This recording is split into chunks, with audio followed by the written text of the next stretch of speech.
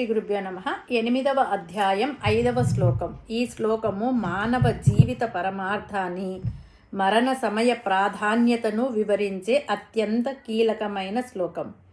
ఓం అంతకాలే చ మామేవ స్మరన్ ముక్త్వా కలేవరం యః ప్రయాతి సమద్భావం యాతి నాస్త్యత్ర సంశయః. ముందుగా పదపదానికి అర్థం తెలుసుకుందాము. అంతకాలేచ అంటే మరణ సమయమునందు కూడా, మాం ఏవ నన్ను మాత్రమే, స్మరన్ ముక్త్వా కలేవరం స్మరిస్తూ శరీరాన్ని వదిలిపెట్టి, యహ ప్రయాతి సహ ఎవరైతే మరణిస్తారో అతడు, మద్భావం నా స్వరూపాన్ని, యాతి పొందుతాడు, అత్ర ఈ విషయంలో, సంశయ అనుమానము, న అస్తి లేదు. ఎవరైతే తమ అంతిమ కాలంలో అంటే మరణ సమయమునందు నన్ను మాత్రమే స్మరిస్తూ ఈ శరీరాన్ని త్యజిస్తారో వారు నిస్సందేహంగా నా సాయుధ్యాన్ని పొందుతారు, అంటే నన్నే పొందుతారు. ఇందులో ఎలాంటి సంశయము లేదు. పరమాత్మ ఏమంటున్నాడంటే, ఇంకా అర్జునుడు అడిగిన ప్రశ్నలలో ఆఖరిది అసలైనది అయిన ప్రశ్న, దానికి సమాధానం ఇస్తూ పరమాత్మ ఈ కింది పదం వాడారు. ఈ శ్లోకంలో వాడిన అంతకాలేచ అంటే అంత్యకాలంలో కూడా అని అర్థం.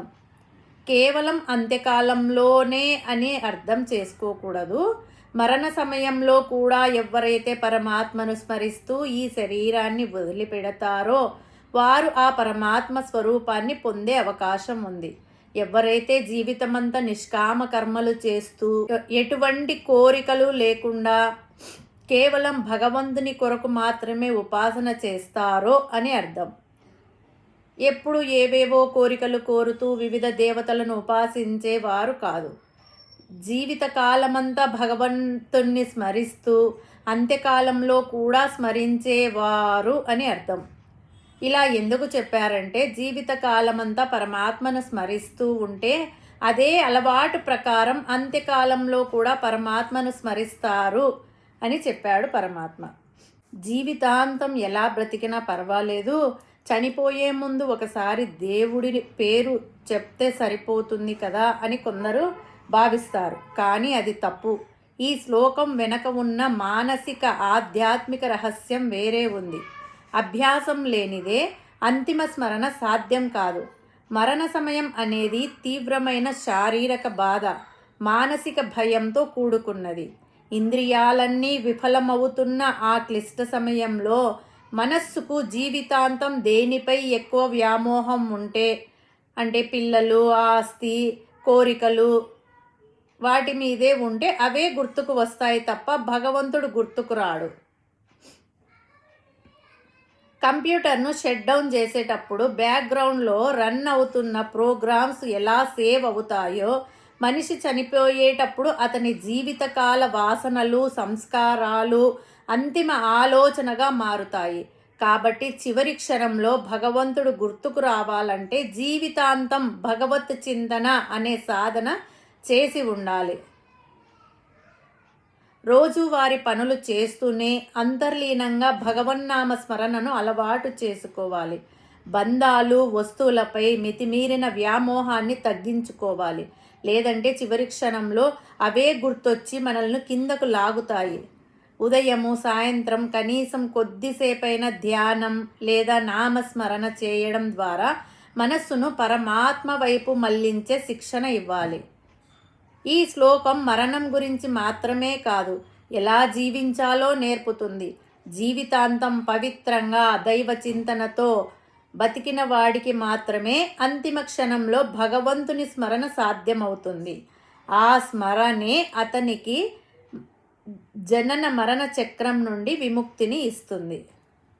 ఏదన్నా పని చేయాలన్నా, ఒక పరీక్ష పాస్ కావాలన్నా కొన్ని రోజుల పాటు అభ్యాసము, సాధన అవసరము. సంవత్సరమంతా కష్టపడి చదివితేనే పరీక్షల సమయంలో అన్నీ చక్కగా గుర్తుకొస్తాయి. పరీక్ష రాసే రోజు పుస్తకం తెరిస్తే అంతగా ప్రయోజనం ఉండదు. కొంత అభ్యాసం లేనిది ఏ పని చేయలేం కదా. అంత్యకాలంలో భగవంతుడు గుర్తుకు రావాలంటే జీవితకాలమంతా కూడా భగవంతుని స్మరిస్తుండడం ముఖ్యం. ఇక్కడ ఇంకొక విషయం మనం గమనించాలి. జీవితమంతా ధ్యానం చేస్తూ కాస్త రిలాక్స్ అయ్యి ఇంతకాలం చేశాము కదా, ఇంకా కొన్ని రోజులు వదిలేద్దాంలే, బాగా ఉన్నాము కదా, ఇప్పుడే చనిపోతామా ఏమన్నానా, కొన్ని రోజులు ఎంజాయ్ చేద్దాంలే అని అనుకుంటే అప్పుడే మనకు మరణం రావచ్చు. ఇంతకాలం చేసిన శ్రమ వృధా కావచ్చు.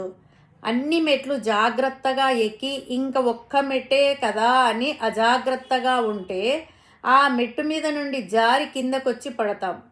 చివరకు మొదటి మెట్టు కూడా ఎక్కలేక మంచం ఎక్కుతాం. మనం మేడ ఎక్కే విషయంలోనే ఇంత జాగ్రత్త అవసరమైతే జీవితం అనే మేడ మెట్లు ఎక్కాలంటే ఎంత జాగ్రత్త అవసరమో ఆలోచించుకోవాలి. కాబట్టి అంత్యకాలం దాకా వదలకుండా భగవంతుణ్ణి స్మరించాలి. ఏమరపాటు పనికిరాదు. ఒకసారి మోహంలో పడితే ఆ మోహం మనల్ని అధఃపాతాళానికి తొక్కేస్తుంది, మరలా పరమాత్మ వైపుకు వెళ్ళనీయదు. ఆ సత్యాన్ని మనం గుర్తుంచుకోవాలి. ఇంత చేస్తే మనకేం ఫలితం వస్తుంది అని మనకు సందేహం కలుగుతుంది. దానికి పరమాత్మ స్పష్టమైన సమాధానం ఇచ్చాడు. ఎవరైతే నన్ను స్మరిస్తూ ఈ దేహాన్ని విడిచిపెడతారో వారు నన్నే పొందుతారు. నన్నే పొందడం అంటే ఈ జనన మరణ చక్రం నుంచి విడివడి శాశ్వతమైన సుఖాన్ని, శాంతిని పొందుతాడు. పైగా మనకు ఒక హామీ కూడా ఇస్తున్నాడు. నా అస్తి అత్ర సంశయః. అత్ర అంటే ఈ విషయంలో, సంశయము అంటే ఎటువంటి సందేహము, నా అస్తి లేదు, ఈ విషయంలో ఎటువంటి సందేహం లేదు అని పరమాత్మ నిశ్చయంగా చెబుతున్నాడు. కాబట్టి మనం కూడా ఇప్పటి నుంచి అనుక్షణం పరమాత్మను ధ్యానిస్తూ ఉంటే ఆఖరి క్షణాలలో కూడా పరమాత్మను స్మరిస్తూ ఈ దేహం వదిలి పెడతాము. మరుజన్మ లేకుండా పరమాత్మలో కలిసిపోవచ్చు. ఇందులో సందేహం లేదు.